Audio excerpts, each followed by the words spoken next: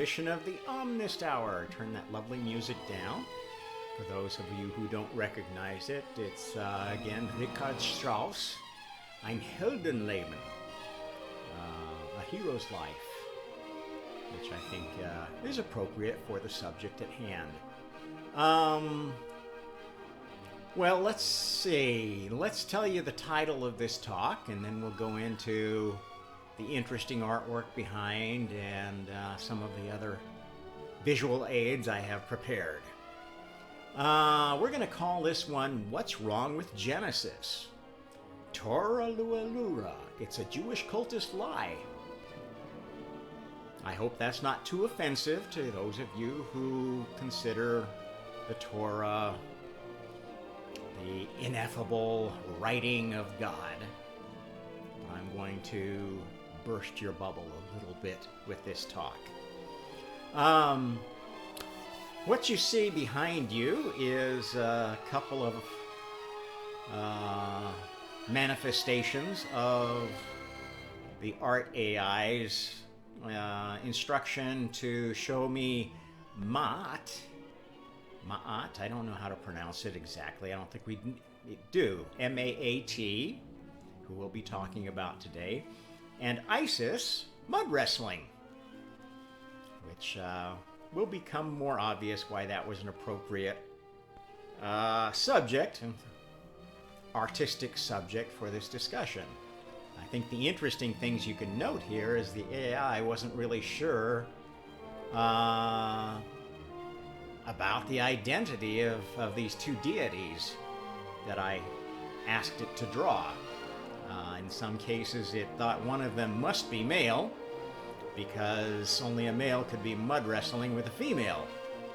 And it would be politically incorrect to show two females fighting each other in the mud, which obviously never happens anymore since females are so perfect and loving and well, at any rate. It's interesting also that it sometimes chooses to draw another figure in the ring with the mud wrestlers. I'm not sure who the third figure is supposed to be. Would be requiring that the art AI got together with ChatGPT and told us what they were actually thinking or not. Any rate, interesting art there. It was also interesting that one panel of the four here didn't come out. I'm not sure what was going on there, but the art program was not behaving very well yesterday. It took a number of hours to get to the point where I could actually get it to draw me anything. I thought maybe it had shadow banned me at first. And this only gave me a partial image, which it said I was going to be refunded for, so I haven't checked my credits. Maybe that's the case or not. I like this one here. The two goddesses, one sniffing the other armpit.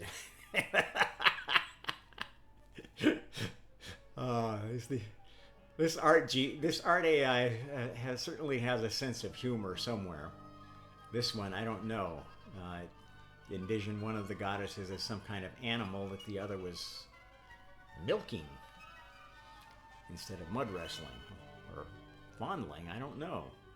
Interesting. Okay, so where are we going with this one? Let's first start out with going to a review of the ages of the zodiac cycle. We'll review some of the important high points of these ages in light of what we know archaeologically and through our study of DNA, and try to tie it together with what we know of creation, the deities, important deities involved in creation. Now, let's actually take a quick look at all these here and put it in the context of what was going on in the world. The age of Libra was this roughly 2,000 years leading up to the end of the last ice age, which was a pretty long period. Libra, the scales being supposedly the Libertas, was a goddess of the Romans, actually, that was supposed to maintain balance. This is interesting to be coinciding with the dating of the Lascaux cave paintings, which we don't know if they were actually painted by humans or Neanderthals, or some mixture of those two species. We know that they were coexistent to a much later date than previously thought, and actually did have their own culture, their own art. We don't know exactly when it died out. We just know that that species eventually disappeared from the last vestiges of it were actually in Western Europe.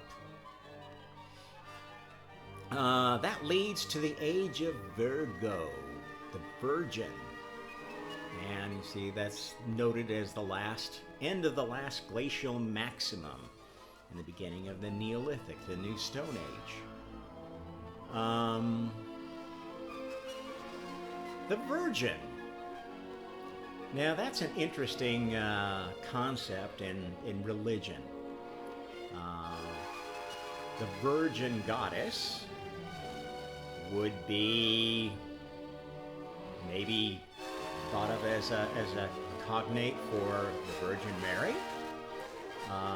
Also kind of conceives of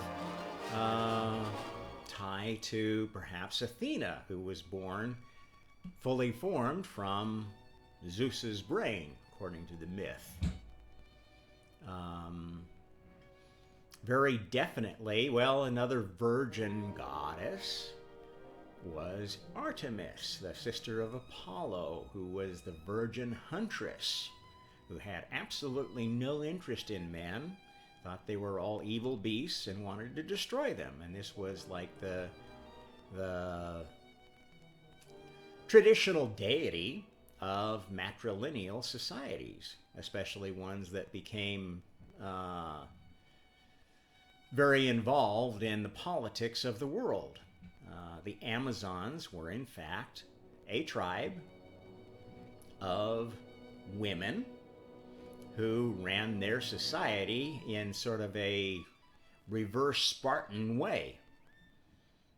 This is pretty well recorded in mythology. It's not so well remembered by legend. Legend has it that supposedly matrilinear societies run by women, were oh so peaceful and loving, and they got along with everybody, and everybody was happy, happy, happy. We had plenty of food, and all you needed to do was ask for something, and you got it. Okay, so this became the model for the communist ideal. The communist globalist ideal is that, oh, there's enough for everybody. We just need to wave a magic wand, and everybody's going to be happy. You just have to give us power. Us being the representatives of the virgin hive queen. Virgin, because the queen doesn't want to be supplanted. If the queen lives forever, she doesn't want to get pregnant. She doesn't want to have children because the children might become rivals to her. Okay, so the Virgin has a lighter and a darker context. And this age was a rather dark one. In some sense, society retreated from what it was in the age where we have these cave paintings and a lot of the early evidences of the work of art and imagination in the hominid species of the time. The records of this time contain very few artworks. They are pretty much a pattern of hunter-gatherers struggling for survival as this ice age ended. Then it comes the age of Leo. Leo being the lion. We see the earliest evidences of urbanization. This is the date at which the ruins of Göbekli Tepe are dated to, after the end of the last ice age, but still in sort of this transitional period where there was a lot going on. The major events that ended the Ice Age happened in the age of Virgo. The Younger Dryas event, or events, it's now looking like there may have been multiple events during that period that caused a near extinction of life on this planet.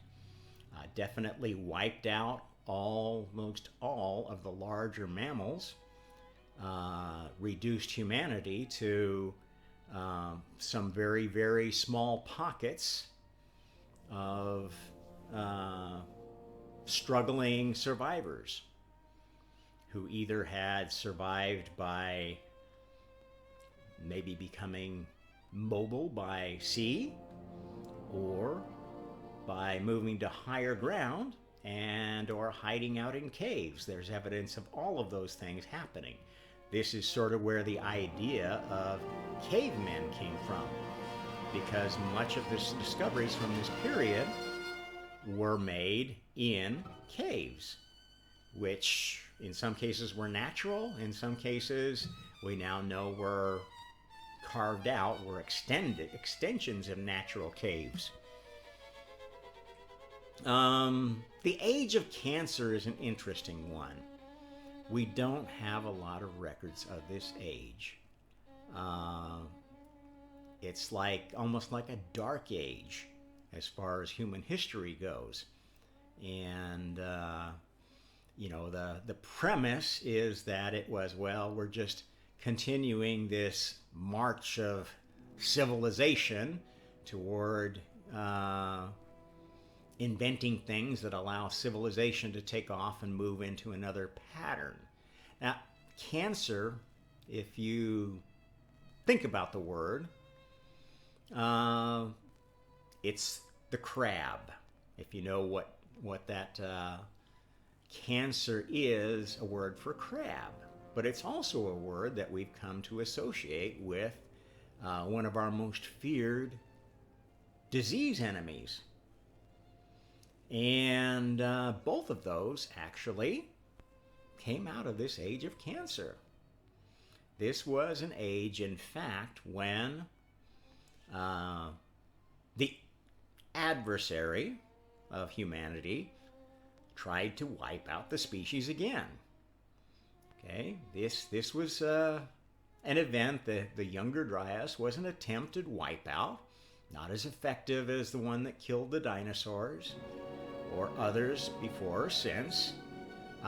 So this was like a mopping up operation here from folks that wanted humanity not to exist. Now, if you follow my content very often, those folks were other advanced species that had been chosen before. Thought that they should rule the galaxy. Thought that they were superior to these humans and didn't like the way humans were shaping up and thought, no, we need to wipe these buggers out. In fact, they did so by sending hive mind spiders, hive mind eight-legged creatures. You know that relationship between crabs, lobsters, shrimp, scorpions, spiders, they are generally from the same family. Some are seaborne, some are landborne. They are, in general, eight-legged creatures. Now, obviously, there are some that have more legs. Shrimp have more legs than that, but they are somewhat related. They were invented and were controlled by a hive mind. We don't have hive mind spiders anymore. Why? because they all got killed. This is, in fact, one of the race memories that Tolkien resurfaced in his works. The killing of Shelob, the spider, actually was the concluding event of the Lord of the Rings. After that, it was just a matter of struggling up and throwing the ring off Mount Doom, right? Shelob was the real heart of evil, was the real force behind allowing Sauron to peer into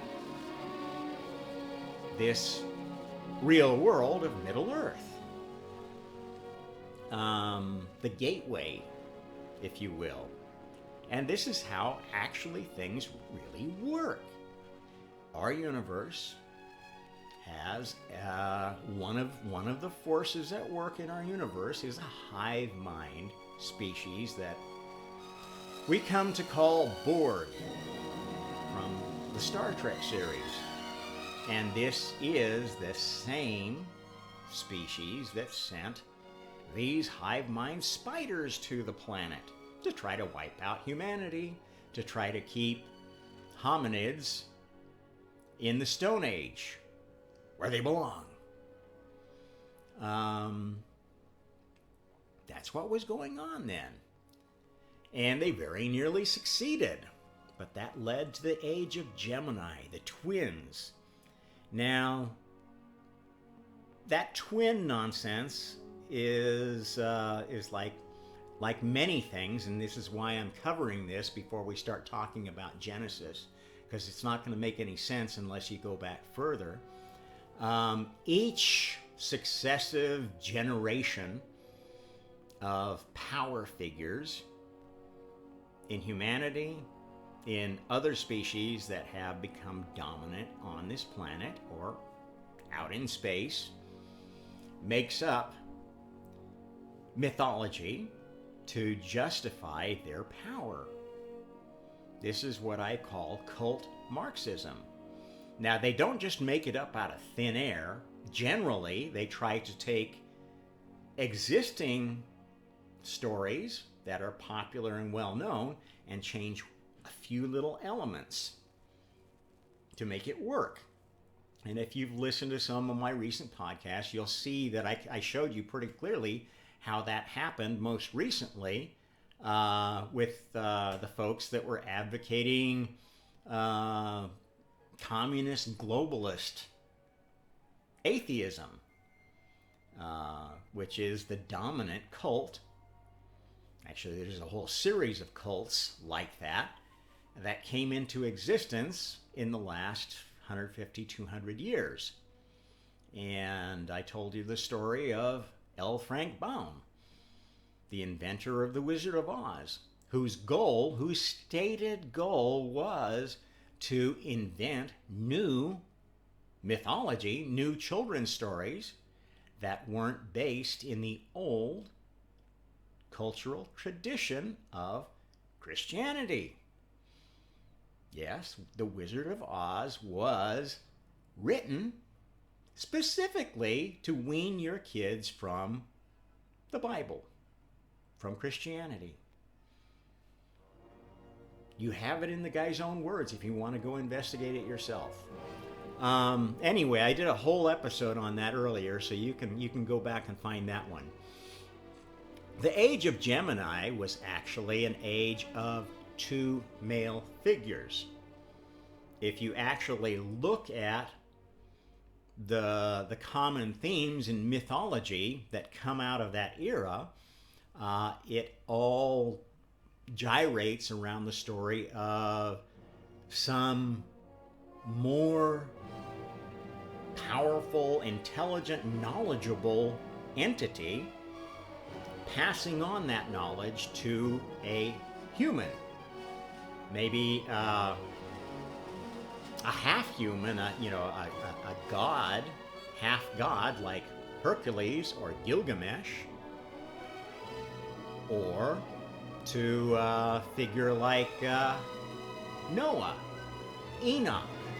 There are in every culture these stories of some pre-existing creature. These creatures tended to be very anthropic. In the Sumerian tradition, one of the themes was of a fish god, Ioannis, who came out of the ocean and taught humanity all of these arts and skills that allowed them to develop very quickly a culture capable of building cities, building big monuments,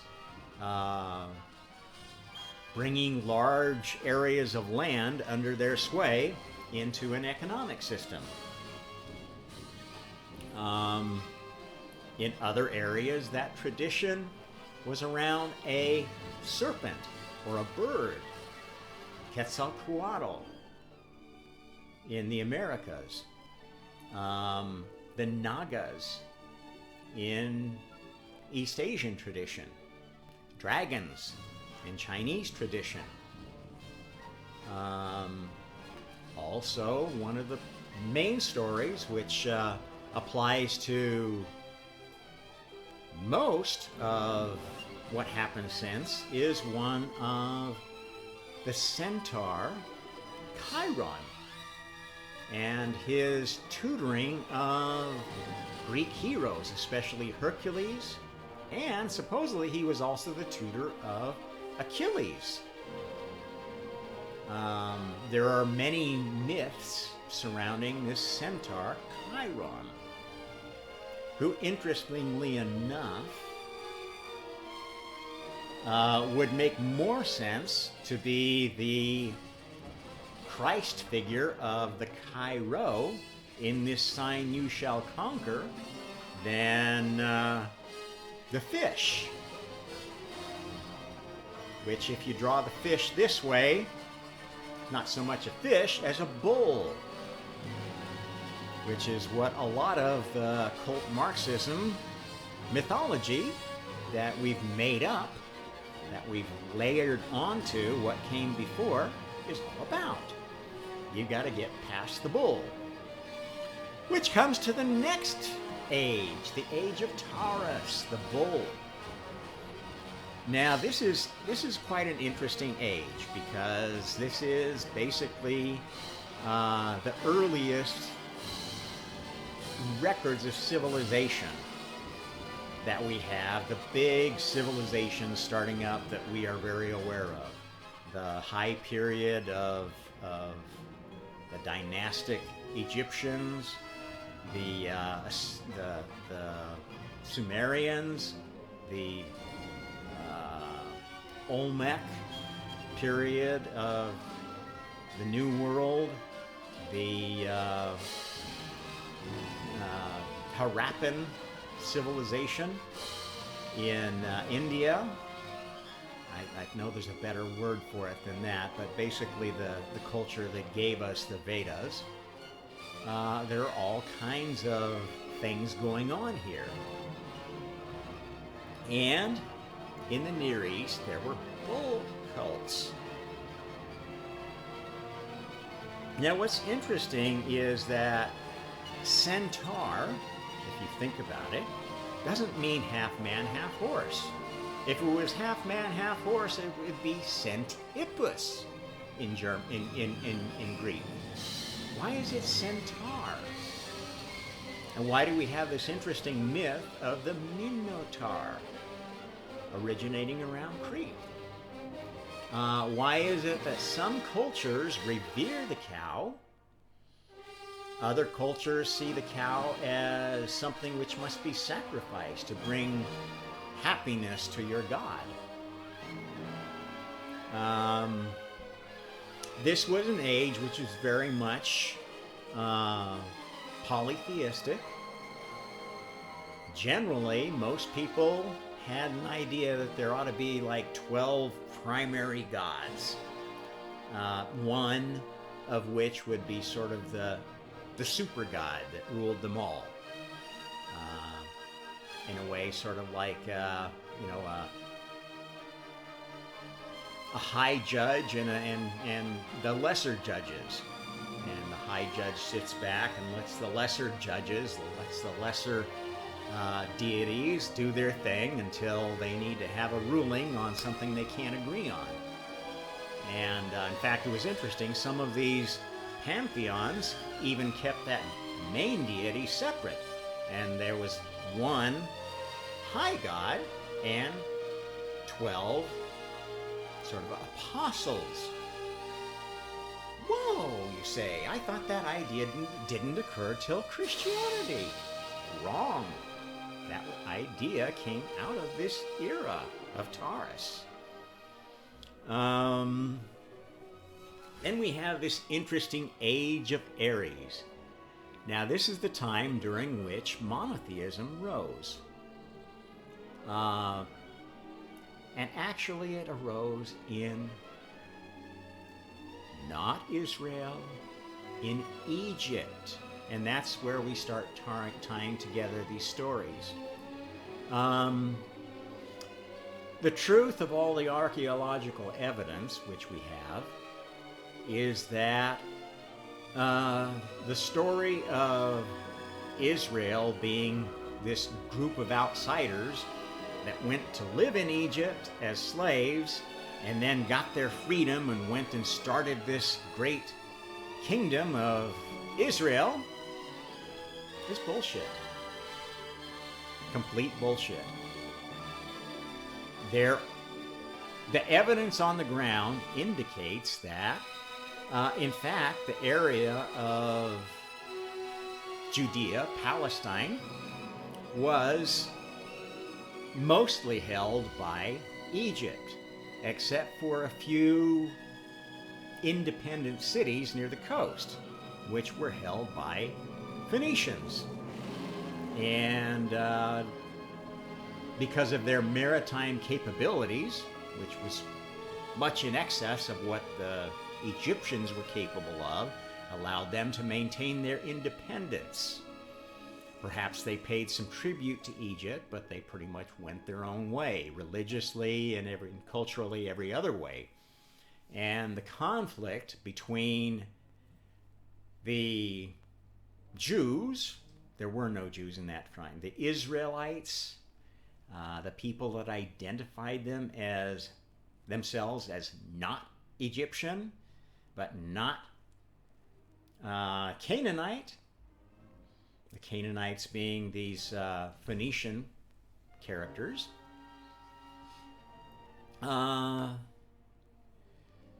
They look like they actually were part of Egyptian culture, at least borderline Egyptian culture, which was gradually encroached upon both by these independent city-states of the Phoenicians, Canaanites, and by other civilizations coming down from the north. Sumerian, Akkadian, Assyrian, Persian, etc. And the story in the Torah is a story that tells a very politicized version of what happened in that era. There's a lot of good history there, and that's what archaeologists are discovering, that, whoa, for a while we thought that the Bible was complete bullshit. No, there's a lot of useful stuff here. In fact, we can, through archaeology, track the introduction of new religious ideas, the interplay of conflicting religious ideas in specific sites. There are sites where there is evidence of side-by-side coexistence of the Canaanite religion and the Israelite religion, which were actually much more similar than different. There is a strong evidence that the God of the Israelites had a consort, was not a one God, was our God, who had our God's wife, just like any other polytheistic religion. had a family. This is the way things were in the age of Taurus. In the age of Aries was when folks started trying to consolidate power. This is the age of empire building, where, basically successive civilizations tried to build a global empire, the first, quote, global empire. And they did that at first by assimilating each other's gods, and finally, towards the end of this age, by saying, nope, we're only going to have one God, and it's our God, and our pharaoh, our great king, etc., etc., our high priest, is the mouthpiece of that one God. That's the age of Aries. And this is the age that the Torah originates from. Now, anybody that has studied the Torah in detail knows that there are huge elements of the Genesis story and other apocryphal tales in the Torah which are borrowed more or less with few changes from earlier traditions. They resemble most closely what's in the Sumerian tablets, the religious tradition of the Sumerians, which was basically about 500 to 1,000 years before the Torah was written. And this is the source of people saying, well, the Bible is just a copy of earlier traditions. It's just, adding a new spin on an old tale, and that means it's all bullshit. Well, that's not true either. That is another way of using cult Marxism. You can dismiss any beliefs anybody else has as mythology. Completely made up, it's useless, throw it out. And this is, in fact, very, very culty Marxism, because not only does it want to deny other beliefs, other traditions, it actually wants to destroy them. This is where cancel culture comes from today. If you become so dogmatic in your cult views, any challenge to that dogma needs to be destroyed, wiped out, canceled, eliminated, burned. And generally, this is what happens when any cult feels threatened. This is what happened when the Nazis gained power and still felt threatened by people who knew the truth about what they were trying to do and tried to stop them. They began burning books. They began burning people. They began generating a propaganda narrative and selling it religiously that eventually twisted the minds of Germans to the point where they thought the Nazis were the good guys. And this is exactly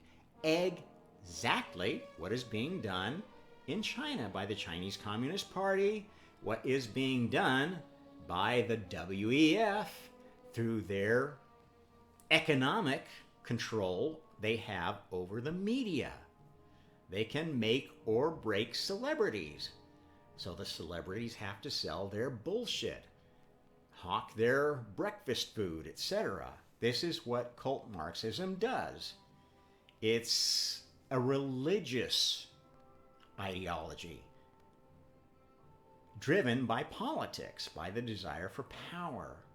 And this is the dark side of mixing power and religion.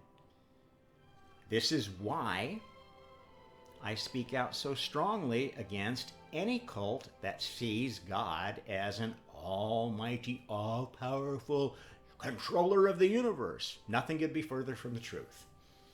Okay, So, how did this whole Israel thing start? Well, let's look at that word Israel.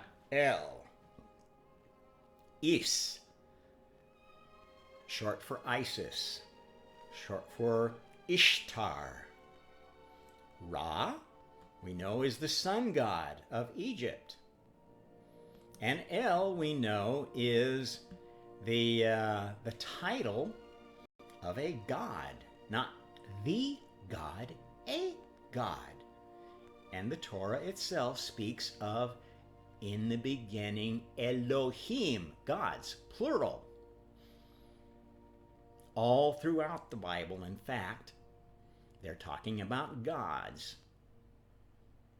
When they want to talk about one specific God, they talk about Ya'el. And yes, there is still at least one reference to Ya'el before the Bible was systematically purged of things that it felt were inconvenient. And this is well, let's see, where do we want to go next with this? Let's first talk about this Israel. So basically, the name itself is derived from Egyptian mythology. The whole idea of the tribes of Israel, the 12 tribes which coincidentally match the 12 signs of the zodiac, are inextricably linked linguistically to Egyptian mythology. There is absolutely no evidence that there were 12 tribes of Israel.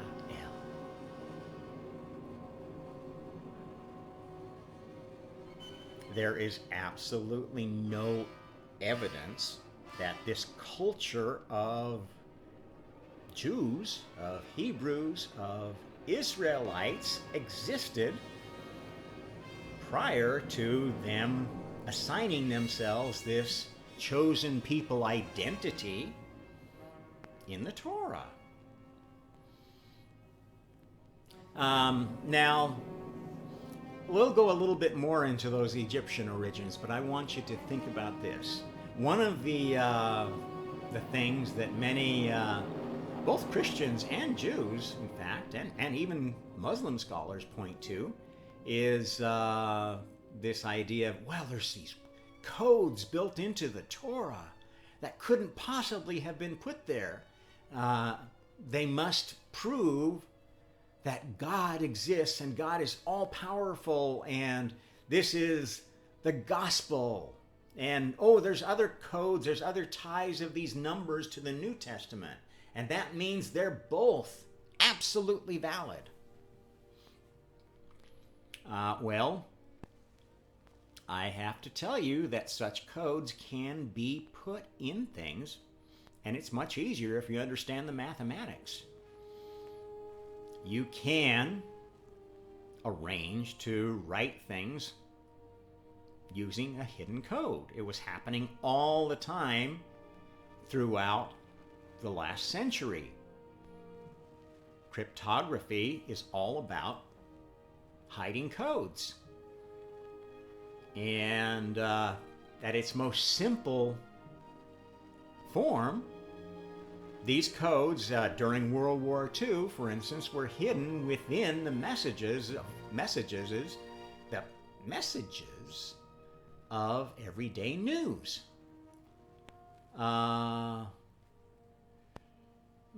Watch some of the old war movies, and that have an element of passing data between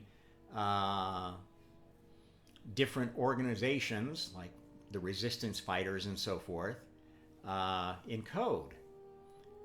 There were codes used to clue the French resistance to the fact that the invasion was coming.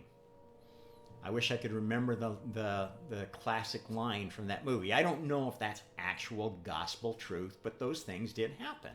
That was how the Allied powers communicated with the resistance fighters in a way that would allow them to have some plausible deniability, that they could just listen to the radio broadcast from England with a normal wireless set and say, well, I was just listening for news.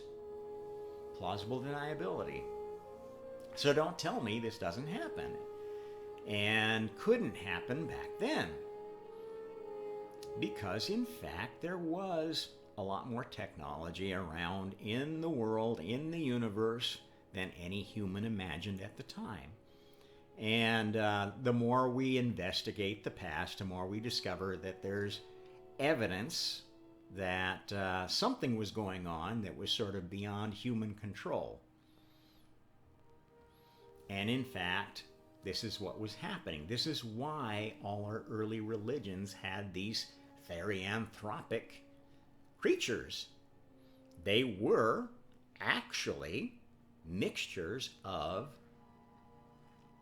hominid DNA with other species DNA to make hybrid creatures. Because once you develop something new and useful in the DNA code, you want to make sure you include it in your species. For instance, if I were a god, I would introduce little viral changes to DNA, which, if you didn't have the latest change, you started getting sick. You started having more and more diseases and more problems until you took your medicine. And as I have told you, that medicine is the latest version of karma, the latest version of the system that governs souls and rewards good behavior and punishes bad behavior. How does it do that? With the multiverse, with multiple universes. This is what heavens and hells really are, places where souls get rewarded or punished, or sent on to new incarnations of experience in physical universes where they forget, they reincarnate and they forget their past, and they have a new experience in a new situation that teaches them new lessons or reinforces old lessons from a new perspective. That's why it all happens. That's what's going on here. Okay, so let's explore this connection with Egyptian mythology a little bit more, because as anybody who's studied Egyptian mythology knows, it is a very mixed bag and changed over the course of the history of Egyptian civilization, both recorded Egyptian civilization and the civilization that the Egyptians themselves called the first time, which they claimed was the people. They didn't know who they were or what they were, but they knew that somebody created the pyramids, the oldest pyramids, the most perfect pyramids that they tried to copy and did a miserable job of. If you look at the buildings that are actually built during the dynastic period of Egypt, they are all in horrible states of repair. The bent pyramid, the pyramid of Snefru, or whatever his name is, all of the ones that they claim are from the same period or similar period to the Great Pyramid are very different in design. They're imitative, but they're not nearly as well built, laid out. And in fact, the evidence actually shows that what they thought was proof that the Great Pyramid dated back to the reign of Khufu, I think is the Cheops, was just a repair effort that happened during that pharaoh's reign, not new construction. And this is the nonsense that Egyptologists keep clinging to, because their whole careers are riding on their interpretation of the record and the way that they've marketed this cult of Egyptology to a world in the last 200 years. And anybody that knows the recent history of Egypt knows that it was originally a center of Islamic civilization under the Caliphate. And gradually came under the sway of the Turks, then was part of the imperialist expansion of the Western powers, came under the sway of, well, it actually was, if you know anything about the Napoleonic era, this was the site of conflict between England and France, the Battle of the Nile. Many aren't aware of. Many aren't aware of the fact that the French were the first ones to invade Egypt and claim it for Napoleon. And that's where a lot of the stuff that was stolen from Egypt ended up in France or in the cities of French allies of the time. The English actually could have been seen as liberators and were seen as liberators at the time that it came under British influence. I bet most Egyptians don't even know that bit of history. No, they just know they're supposed to hate British, they're supposed to hate Americans, they're supposed to hate the imperialist dogs. All Europeans. Okay. At any rate, the representation of Egyptian history is very politicized. It has been ever since. Everybody wants to claim ownership of the culture that created the Great Pyramid. That was true of the dynastic period.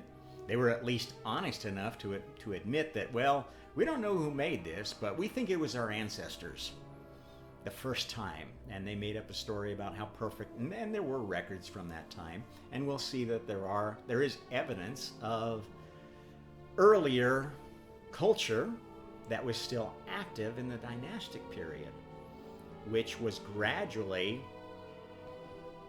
superseded and destroyed by another culture. Let's shift now and let's look at this goddess Ma'at. Let me get to the right page here. Now, this is an interesting figure. Ma'at was one of the central figures of Egyptian mythology, but she had an odd position. She was kind of the goddess of truth, balance, order, harmony, law, morality, and justice. That's a lot to put in one package.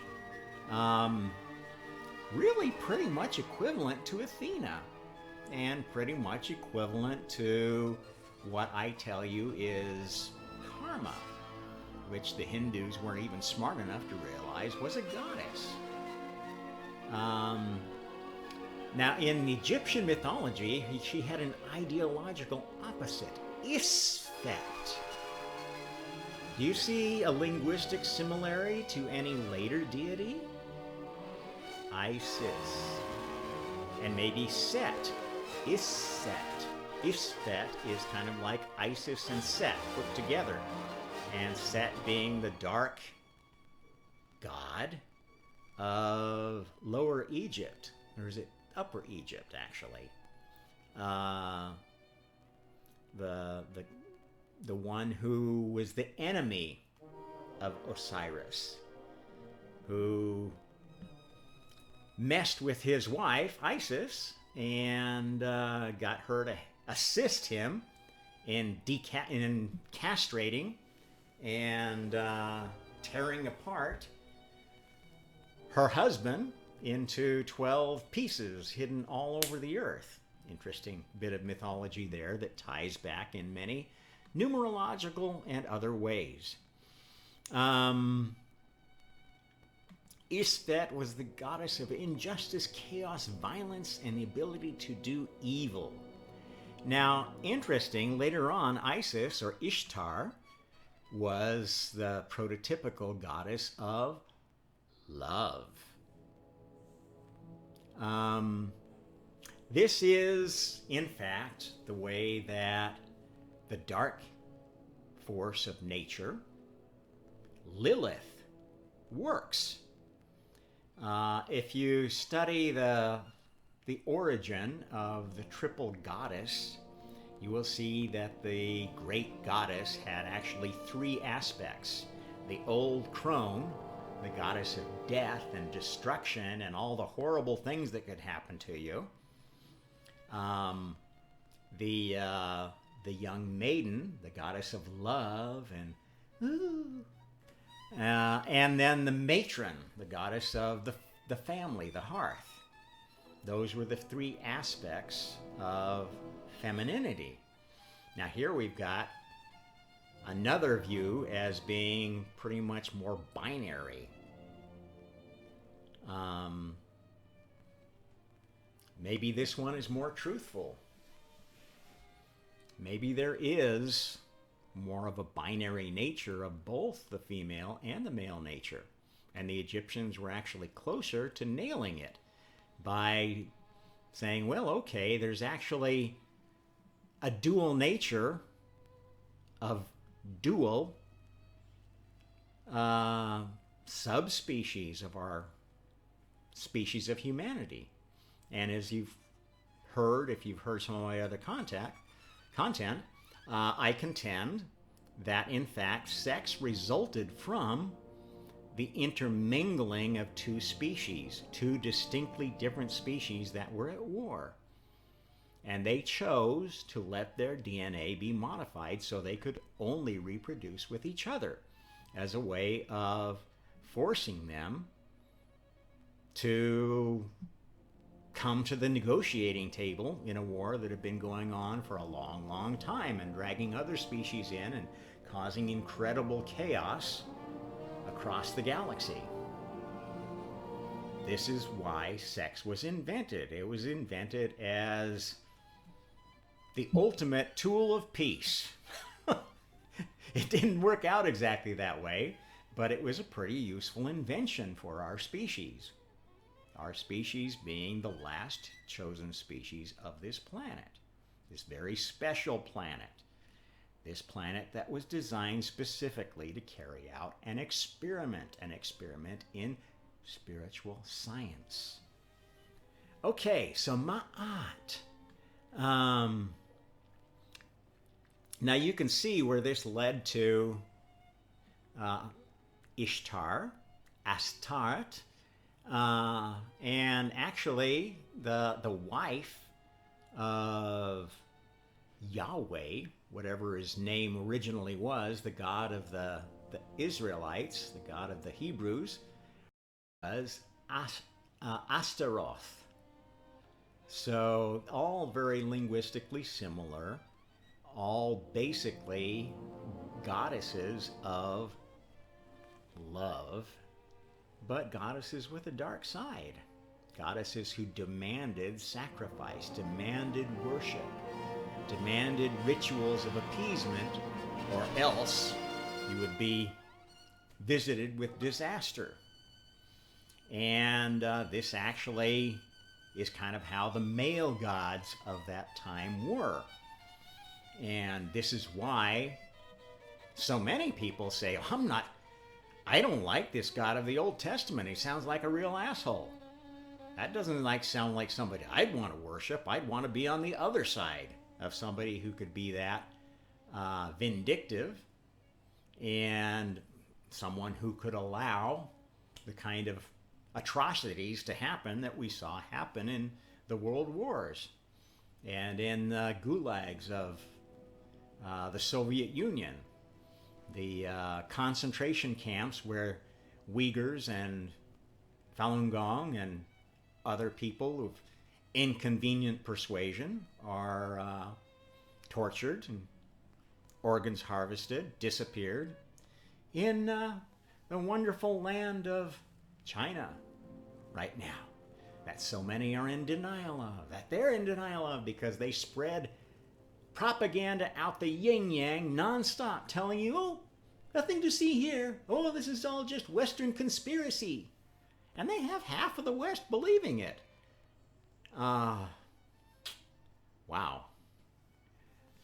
Okay, so where are we going to go next with this? Let's take a little more look at where Ma'at came from.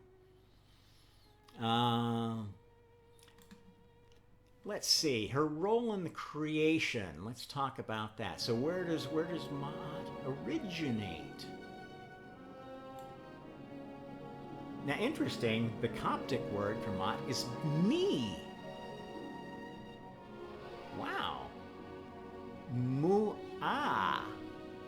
Also in the New Kingdom. So this is, maybe another way that her name was disguised. She's supposedly the child of Ra, the sun god, and Hathor. Now, Hathor is an interesting goddess. She is represented by a sheep, a bull, a cow, if I'm not mistaken, but not a bull like most of the cow gods. And says she was the mother or consort of the sky god Horus and the sun god Ra. Oh, wait a minute. Horus is supposed to be the child of Isis and Osiris. Well, who are Isis and Osiris? Let's trace this lineage back. Let's see who this Hathor person was. Okay. It doesn't say, oh, her parent is Ra, so she's both parent and wife of the sun god. That's interesting. Sun gods are also, the sun being the source of light, the biggest source of light, is associated with Lucifer. Lucifer is the sun god, actually. Now, when I tell you that, you're going to say, well, wait a minute, that doesn't fit with your idea of this Gaia experiment being an experiment of the real God. No, it does. You see, the real God is the director of the whole Gaia experiment, which includes this planet, all the planets, the star, and a containment sphere around it that keeps this experiment isolated. The sun within it is a subordinate to the manager of this Gaia experiment.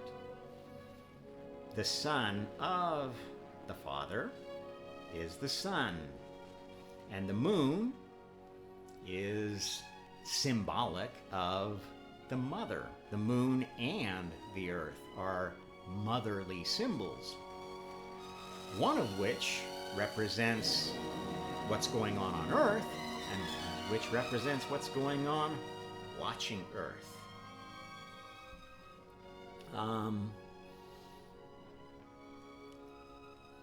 Interesting. You see, she's got these horns on her, even though she's supposedly a female. So this is how religions get truth mixed up. They will turn males into females. They will turn bulls into calves, or what's the word for a female cow? Cow, I don't know. Similarly with sheep, rams, ewes. Another very common division, a very common theme in religion that goes with the age of Aries. Yeah, Hathor looks a lot more like one of these mother or consort gods, so like the image of the mature female. the one who raises the family and takes care of the family. She represented music, dance, joy, love, sexuality, and maternal care. Aha. Okay, well, these are things that generally sound good, sound joyful, sound loving, but have other aspects. She's also known to help deceased soul in the transition to the afterlife. In fact, such goddesses often helped souls make the transition to the afterlife through human sacrifice. Most human sacrifice was geared around the worship of gods or goddesses that needed to be appeased, needed to be offered blood sacrifices, which the best blood sacrifice was human. That was the most giving.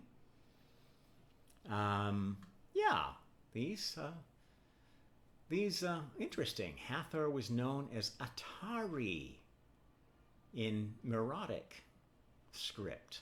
Oh, there's a lot of, one thing I want to point out here is I'm just touching on a few things that you can go investigate for yourself. If you go down a couple of these rat holes, read some of these things, you'll find things that will synchronize with, wow, that's interesting. And it'll lead you down a whole nother rabbit hole of discovery that, makes sense to you. And that's how we each patch together our own spiritual guidance. What appeals to us, what leads us to our own destiny. So, if this isn't relating to you directly, don't just throw it out. It might be something that, well, you've got to go read this for yourself. And there'll be one section here that I never touched on that goes, wow, I got to dig into that further. Now let's look a little bit more at Ra, the sun god.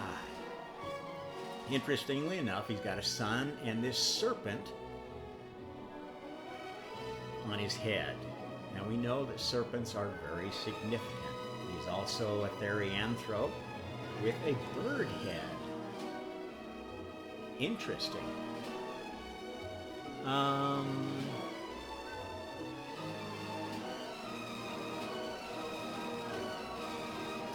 It says the cult of the Navis bull is an embodiment of Ra. Well, we know that the bull cult in Egypt eventually led to the cult of Serapis and the heavenly bull, which was destroyed very thoroughly by the early Christians. Not so early Christians. In about the 4th or 5th century, Christianity became the primary religion, the religion of the emperors, and proceeded to martyr pagan traditions that supposedly, or maybe did, martyr them in the early history of Christianity. There's another area where basically there's a lot of cult Marxism going on. A lot of this idea of, well, we're the chosen people and we've been oppressed, and God is going to save us from the oppressors and is going to reward all the martyrs for their sacrifices. This has happened time and time again. It's a very compelling political story to tie it together with religion. The sun is also seen as a creator, but as we know, the sun is not a creator. It is a creation. Most people now would agree that creator must be at least at the level of a universe to be worthy of the name of the creator. And I tell you, well, it's just one step beyond that to say, well, we live in a multiverse. There are many universes with many principal creators.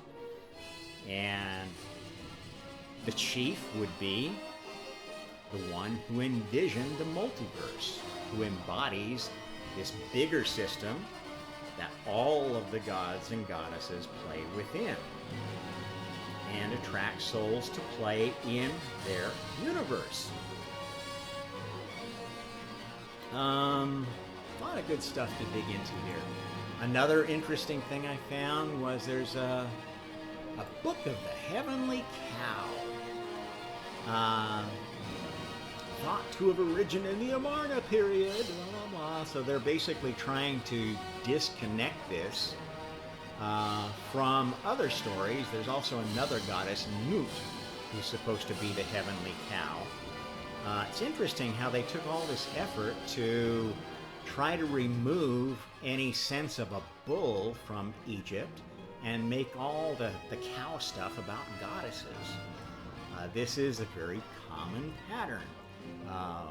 The bull is a very male figure.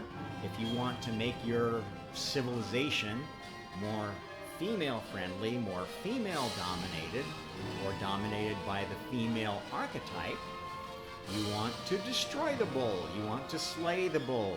You want to fight the bull. You see a common theme here? This is, in fact, a very common theme of militant feminism. Basically, which encourages the masculine to fight amongst themselves for domination of the herd. This is the essence of courting. If you look at any culture, the woman actually has quite a bit of power in a courtship ritual. They get to choose who they pay attention to, who they don't, how they treat their potential suitors. And although parents can put pressure on them, and they do, in almost every society, there's no period where a woman has more control over her future than this period of courtship, from basically puberty to whenever they settle down and become part of a family, especially have children.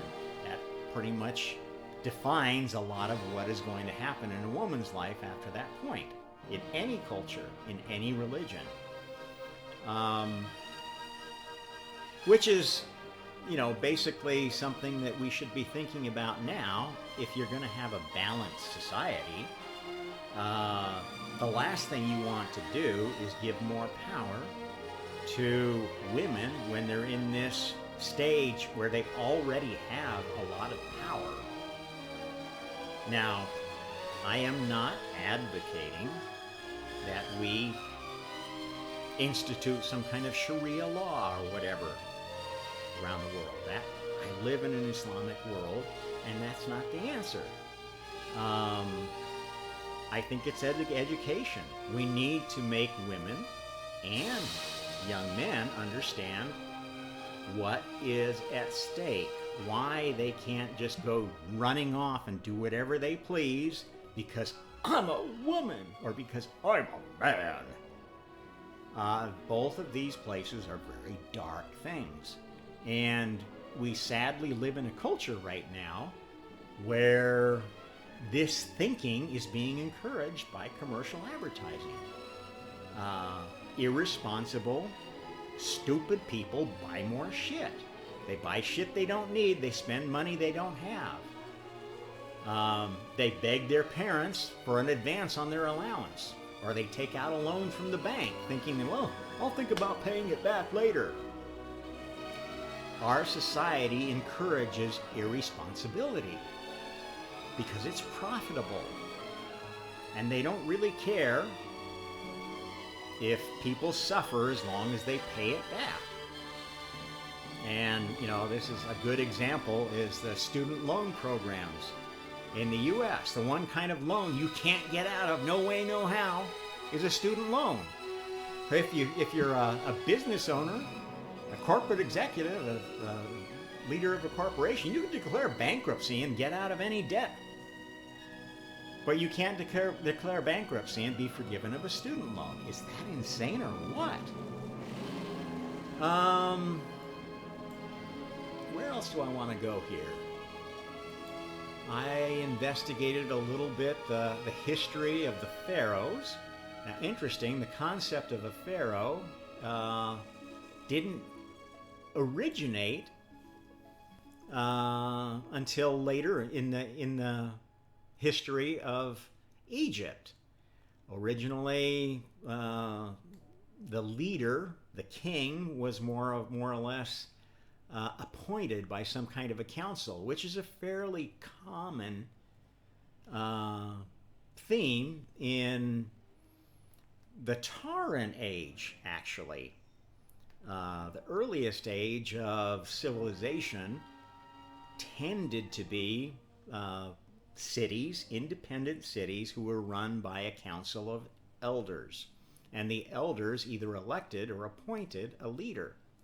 The first democracy in Athens was one of these typical city-states where they decided, well, instead of just appointing a leader based upon this very exclusive council of oligarchs, let's let all the people in this city who own property, who have a stake in the city, vote who gets to be the leaders. And this was the idea behind the Athenian democracy. If you know anything about it, it didn't work very well.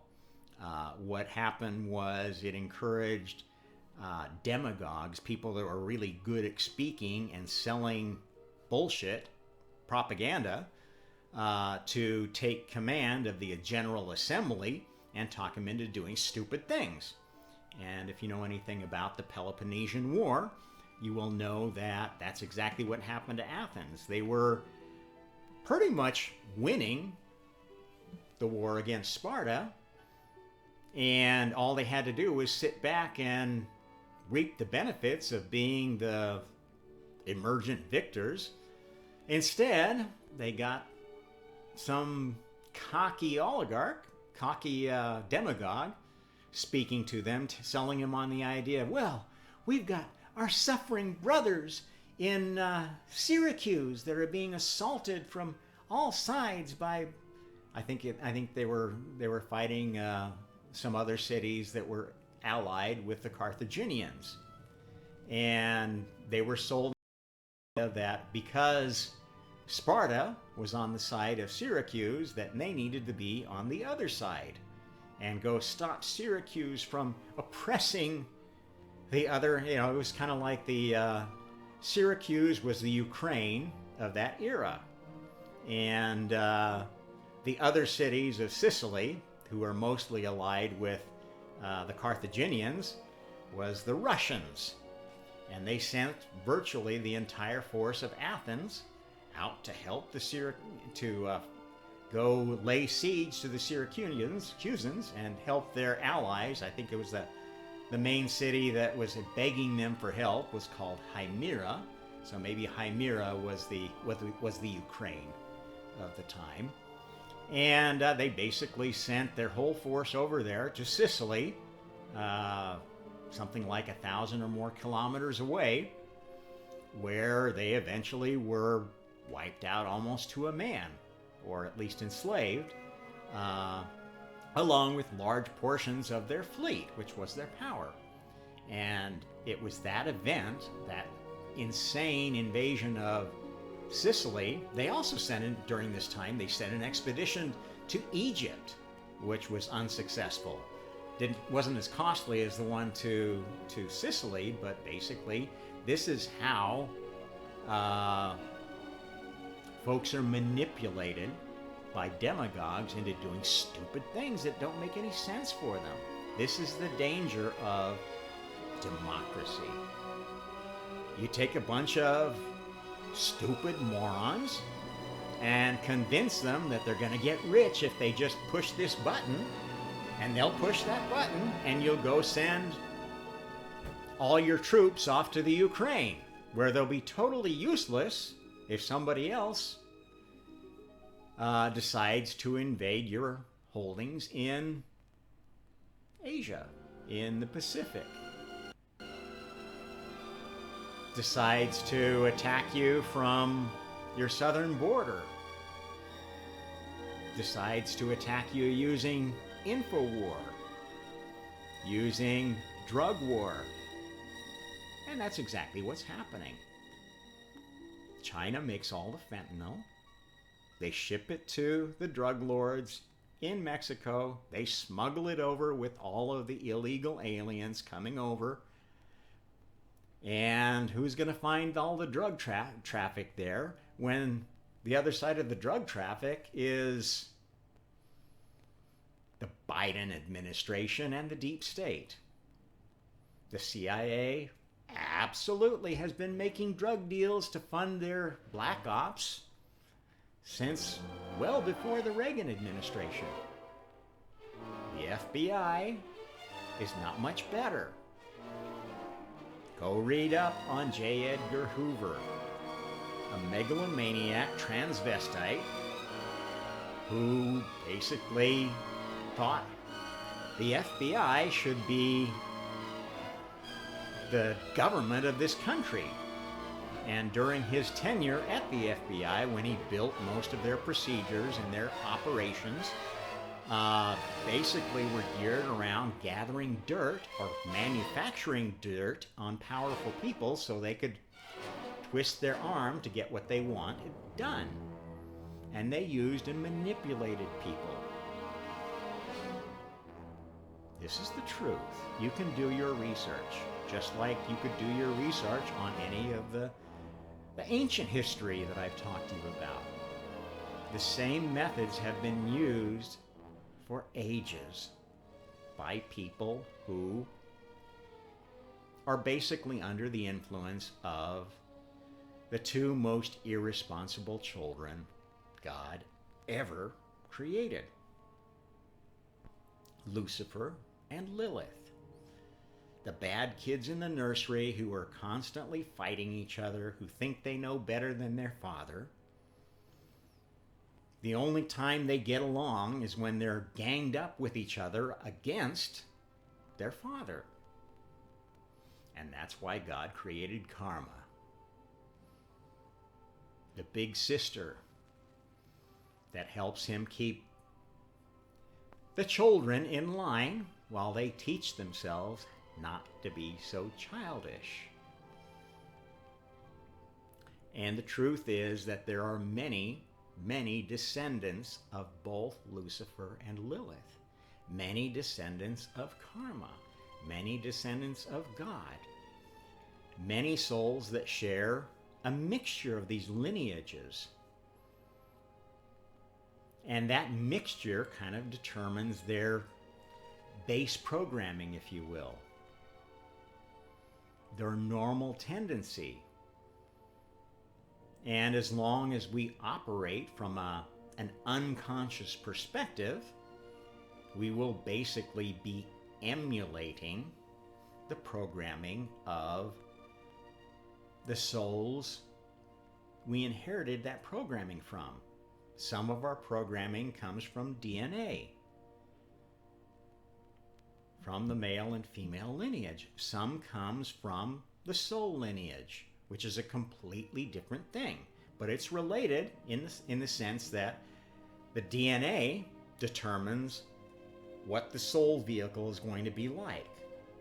As the fetus develops in the womb, it gets to a point where the brain is developed enough, the pineal gland is developed enough to send a signal out saying, hey, there is a new vehicle available for a soul. Does anybody want to come and play in this vehicle? And they will sense the programming of this new vehicle in the various heavens that seed souls to have experiences in the physical universe. And those who are aware of these new vehicles available will think about, well, I've got it's very much a transactional thing, like a celestial dating site, if you will. You've got the lower level angels, the Clarences of the heavens, making matches between vessels that need souls and souls that need vessels. And it's all voluntary. I've got these available things. I've got these available souls. Are you interested in any of these vehicles? Now, they might not make them all available to you. They might say, well, I've got these 10, but I know this soul I'm looking for a good spot. 8 of those aren't going to fit, so I'm going to give them a choice of this or that. And they will inform their customer, well, we've got another incarnation in mind for you. You can choose this one or you can choose that one. And they'll tell, roughly what the parents are like, maybe even show them a little bit of what their life was like, what their background was, what their ancestors were, and they'll let the soul choose. Do you want to go become incarnated again in this family? Understanding you're going to forget all that's going on here. You're going to experience a new life from a new perspective without all this knowledge of what you've done before. And generally, souls will choose, okay, I'll take that or that, because most of the time they are so saddened, so unhappy about what they know they've done in the past, the karma that they've incurred without even knowing about it sometimes, that they will say, man, I've got a lot to learn. I want to get back there and start doing it as fast as possible. You sure I'll forget everything? And it's seen as a great thing to get back into a body where they can have a more limited perspective. People say how great it is to see the near-death experience, to go do psychedelics. Well, it is, because it only lasts a very short time. And you only see a very, very small fraction of what goes on over there. And it looks like, new and interesting. It's like going to the latest feature film. If you stay there for any length of time and you start figuring out how it works, you realize, most people who've had a near-death experience never even get to the past life review. If you haven't had a past life review, you do not know what a real death experience is going to be like. You've only seen the invitation. You haven't been to the wedding. And, this is what I have to tell people who are making up all these namby-pamby, it's so wonderful, I want to have a near-death experience too because I felt so. The truth of the matter is that a near-death experience,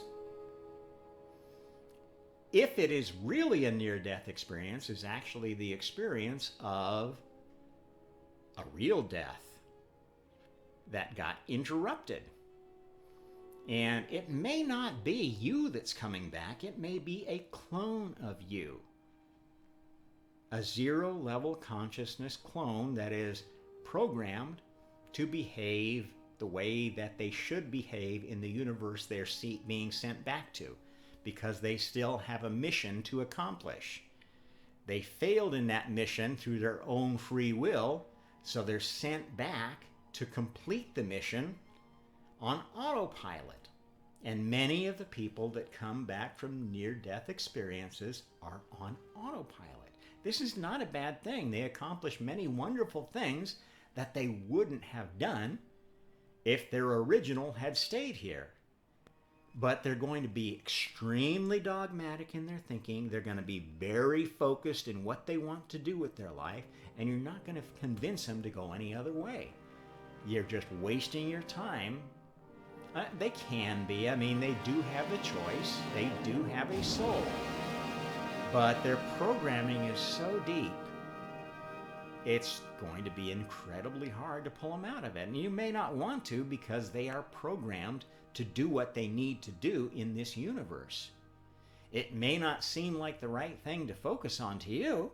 It may seem like they're totally ignoring the world's problems, but that's just the way it is. You don't know exactly what the right path is. You don't even know what universe you're in. Whether you're in God's prime universe of creation, or whether you're in one of these parallel universes of training and testing and learning.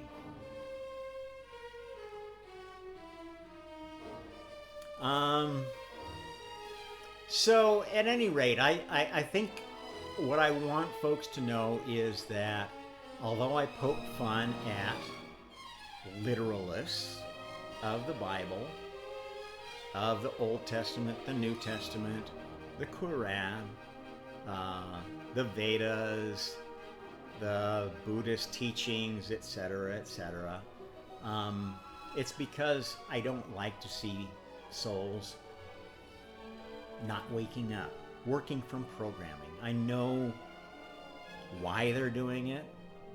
I know ultimately it's for the greater good.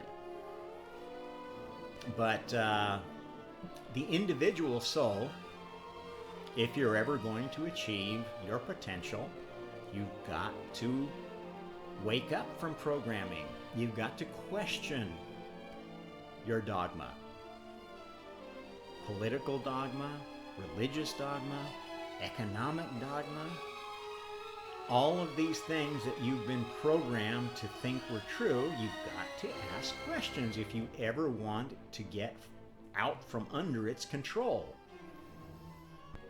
And the worst programming that is going out right now is globalist and communist programming. These are systems of economics and political organization that are completely at odds with human nature. They don't work. They are very dystopian. They encourage all the worst things in human nature to come out. And far from ending war, they make war more likely. You cannot hide emotion and expect it will just disappear. You cannot, I'm going to convince myself I have no ego. I'm going to kill my ego. All that does is bottle up your emotions within you till you hit some situation where they're going to explode. The people that hide, that disguise, that make lies and alibis and phony identities for themselves are the ones that are going to commit crimes, really serious crimes when they're under stress. These are the ones that are going to take their own life or take other lives. This is the darkness that is being spread by postmodernist thinking of, oh, we need to live in harmony and peace and one. We gotta all be one. This is dark shit, and people have to be told about it. Now, many people won't be listening to this because they actually are one. They are one with a program of the universe they're in. A local program, a larger program, and they will keep following that program until they're shocked out of it, or they kill themselves, or they kill somebody else with their program. They are walking time bombs. And we should be aware of that fact. We should not be sweeping weird, abnormal, aberrant psychological behavior under the rug. Oh, well, they just had a bad upbringing. We just need to love them and accept them and tolerate them, and they'll get better. Bullshit. This is absolute bullshit. You are enabling, you are encouraging dark things to fester and grow. You are not exercising unconditional love. That's bullshit. Virtue signaling bullshit. Real love is tough love. Real love is logical love. Real love is reasonable love. Real love makes the hard decisions about who's to live, who's to die, to preserve the most of what real life is. And it's not easy. This is the challenge of any leader. And the challenge of us picking our leaders is finding people that understand that challenge and don't want it. Because I want power. I want to be the one who decides everything. Because I know better than everybody else what's good for you. You understand why we don't worship power? Why we don't pick our leaders based upon who's the most ambitious? Who can attract the most likes, shares, and subscribes? We actually have to listen to them and find out if they're psychotic before we vote for them. Find out who's programming them. Find out who's financing them. And it's not always easy to do because there's plenty of folks who want to cover the tracks. We had a perfect example of that in the 2020 election. In the 2016 election. There's no way anybody could run for president unless they were part of a program of rich and powerful people. And there are different factions of rich and powerful people. There are rich and powerful people who have no interest in the United States continuing. They have an interest in using the United States military for their own purposes. But other than that, the people of the United States are rather inconvenient because they still have this idea of freedom. We can't have that.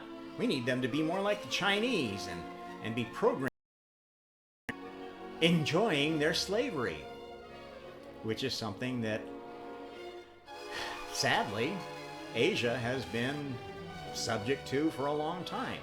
All of the Asian religions are not actually religions, they are philosophies of control. This is why there is no real sense of God, no real sense of responsibility in much of Asian religion. Yes, there's an idea of karma, but it's a very abstract thing and generally is taught in a way that says, well, you need to be humble, not ask for anything. You need to just accept that the world is beyond your understanding and just do what you're told and live in your own little world and take care of your own family and look after your own little things and we'll take care of everything else. This is how Asian empires have worked in China, in India, in Central Asia, Russia. This is in the Middle East. There is no sense of individual responsibility and freedom. No sense of rising to a position of power without killing off the previous overlord. And that's how power has transitioned in dark societies for a long time. And it is only through progressive enlightenment, a better understanding of God, a better understanding of karma, that we can get past that. Although karma was never mentioned in the framing of the Constitution, many of the forefathers, the founding fathers of the United States, had this idea of creating a godly government. And they struggled with, what does that mean? And this is what the principles of the Declaration of Independence were all about, what the core principles of the Constitution were about. Those principles were compromised to gain the support of the less enlightened people that they needed to be on their side so that they could actually have a chance of leaving the British Empire. But a lot of the core ideas are still there. They're just poorly implemented, poorly framed in the laws. The most important things to a godly government is that nobody has enough power to just dictate. Now, it's been very clear in recent history that there are many powers within the U.S. government that feel dictatorial. In fact, there's competing dictatorships among all of the three-letter agencies and the corporations that wag their tails. The revolving door between the corporate world and the government world and the regulatory world is insane. It completely breaks down any idea of separation of powers. It completely breaks down any of the protections government was supposed to provide. And this you'll see if you look at, tying back to the original subject, if you look at the development of religion in Egypt, in the kingdom of the kingdoms of Israel, which, I don't know, 12 tribes, maybe somewhere. I think that 12 tribe stuff goes back further. And there's some good work from biblical scholars that have tied together many of these stories to truths that maybe have been completely lost.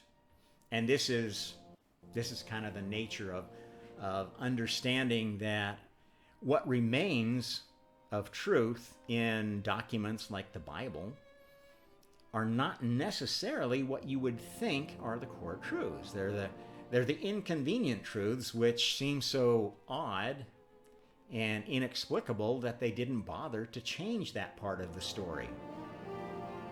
You need to look at the characteristics of the story that are not highly political, but which are like, why would you put that in there? Why would you have 12 tribes? Why would they have these specific names? Why are these mentions of different places that went and geographies and timelines of Exodus and so forth that don't actually match the geography of Egypt to Canaan? And I'll do a shout out now for a channel I like. I don't agree with everything they come up with. They're much too Bible literalist for me, but they do wonderful research. There's a channel called The God Culture. I highly encourage you to follow them. They are the most dedicated biblical scholars I've ever come across. And they have concluded and proved pretty convincingly that, in fact, the Garden of Eden, the place where Adam and Eve originated, was not in the Holy Land, but was somewhere around the Philippines.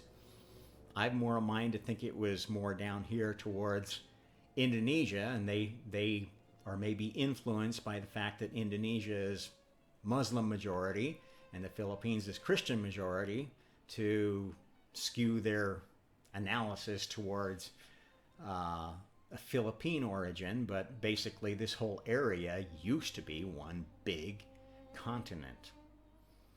Lemuria. Long, long ago. And the islands that remain are remnants of that age when this area was higher. I live on Java.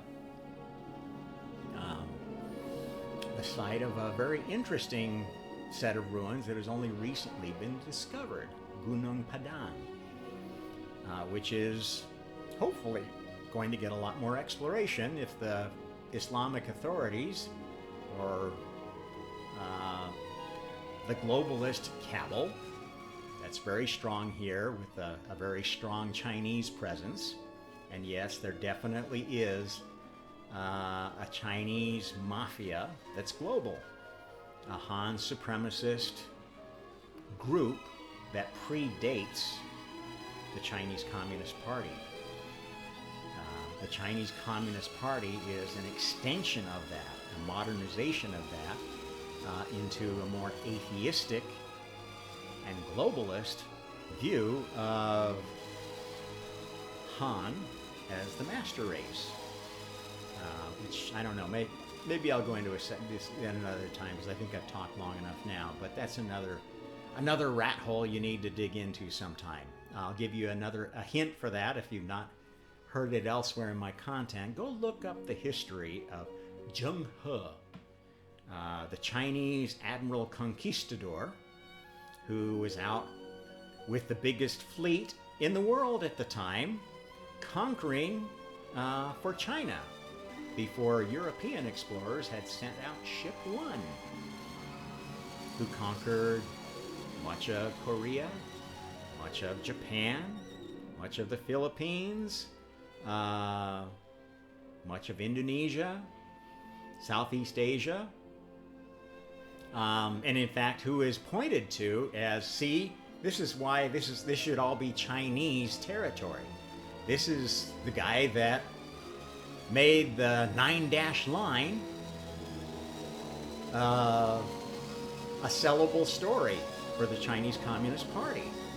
So this is an important figure to look at and explore. Now I'll leave you with that. Hope you enjoyed this segment. If I didn't answer something that you're interested in, or you want me to dig deeper somewhere, or if you have a suggestion for some place that you've already dug and you'd like me to take a look and maybe do a segment on it, maybe even do a duo and talk about it, I'm more than welcome to accommodate any reasonable request. Till next time, this is Rob Tromp with the Honest Hour. Like, share, subscribe, get involved in any which way you want. Just please do something every day to take yourself out of the programming that you're stuck in. And everybody is the victim of some programming. I'm the first to admit it. There are many dimensions of truth where what I've assumed is programmed. And I find out every day that I have programmatic reactions to things that I never knew were part of my programming. This is how you raise your consciousness. This is how you develop your unique higher self. It's not an easy process. It's not a one-step process. It's not a matter of going to church. It's not a matter of meditating. It's not a matter of any spiritual ritual that anybody says is going to enlighten you or awaken you or convert you into humanity 2.0. That's not what it's all about. At any rate, we'll see you next time. Happy karma.